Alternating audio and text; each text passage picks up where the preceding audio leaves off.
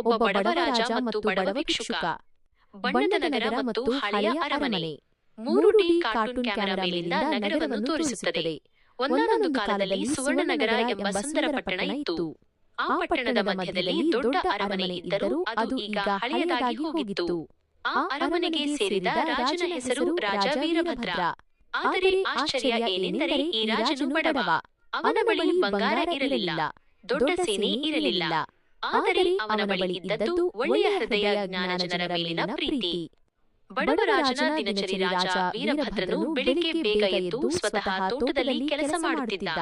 ಅವನೇ ಅಡುಗೆ ಮಾಡುತ್ತಿದ್ದ, ಅವನೇ ಅರಮನೆ ಒಗೆಯುತ್ತಿದ್ದ. ಕಾರ್ಟೂನ್ ಸ್ಟೈಲ್ನಲ್ಲಿ ಹಾಸ್ಯಾಸ್ಪದ ದೃಶ್ಯಗಳು ಜನರು ಹೇಳುತ್ತಿದ್ದರು, ಇವನು ರಾಜನ, ಇಲ್ಲ ರೈತನ? ರಾಜ ನಗುತ್ತಾ ಹೇಳುತ್ತಿದ್ದ, ಜನರಿಗೆ ಸೇವೆ ಮಾಡುವವನೇ ನಿಜವಾದ ರಾಜ. ಪಟ್ಟಣದ ಬೀದಿಯ ಬಡವ ಭಿಕ್ಷುಕ ಅದೇ ಪಟ್ಟಣದಲ್ಲಿ ಇನ್ನೊಬ್ಬನೂ ಇದ್ದ. ಅವನ ಹೆಸರು ಗಂಗಪ್ಪ. ಗಂಗಪ್ಪ ಒಬ್ಬ ಬಡವ ಭಿಕ್ಷುಕ. ಹಳೆಯ ಬಟ್ಟೆ, ಕೈಯಲ್ಲಿ ಚಿಕ್ಕ ಚೀಲ, ಆದರೆ ಮುಖದಲ್ಲಿ ಸದಾ ನಗು. ಅವನು ಬೇಡಿಕೊಳ್ಳುತ್ತಿದ್ದರೂ ಯಾರಿಗಾದರೂ ತೊಂದರೆ ಕೊಡುತ್ತಿರಲಿಲ್ಲ. ಅವನು ಹೇಳುತ್ತಿದ್ದ, ಇಂದು ಸಿಕ್ಕಿದ್ದು ಸಾಕು, ನಾಳೆ ದೇವರ ಕೈಯಲ್ಲಿ.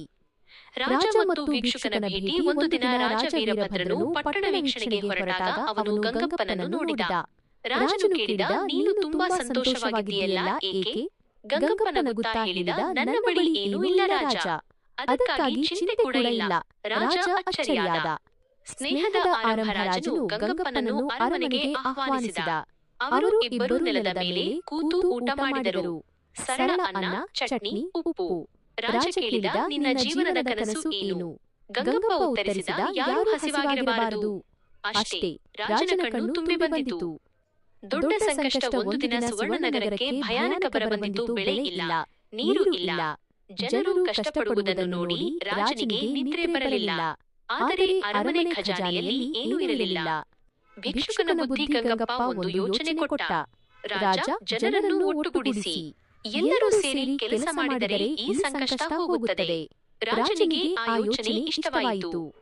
ಒಗ್ಗಟ್ಟಿನ ಶಕ್ತಿ. ರಾಜ ಮತ್ತು ಭಿಕ್ಷುಕ ಇಬ್ಬರು ಸೇರಿ ಕೆರೆ ತೋಡಿಸಿದರು, ಮರ ನೆಟ್ಟರು, ಆಹಾರ ಹಂಚಿದರು. 3D ಕಾರ್ಟೂನ್ ದೃಶ್ಯಗಳಲ್ಲಿ ಮಕ್ಕಳು, ಹಿರಿಯರು ಎಲ್ಲರೂ ಕೆಲಸ ಮಾಡುತ್ತಿರುವುದು.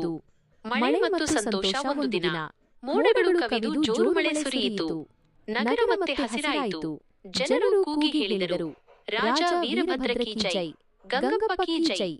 ನಿಜವಾದ ಸಂಪತ್ತು. ಜನರು ರಾಜನಿಗೆ ಬಂಗಾರ ಕೊಡಲು ಬಂದರು. ಆದರೆ ರಾಜನು ಹೇಳಿದ, ಈ ಬಂಗಾರ ಶಾಲೆಗೆ, ಆಸ್ಪತ್ರೆಗೆ ಹೋಗಲಿ.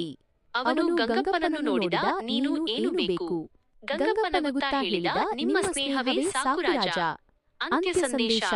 ಸಂಪತ್ತು ಇದ್ದರೆ ರಾಜನಾಗಲ್ಲ, ಹೃದಯ ದೊಡ್ಡದಿದ್ದರೆ ಸಾಕು.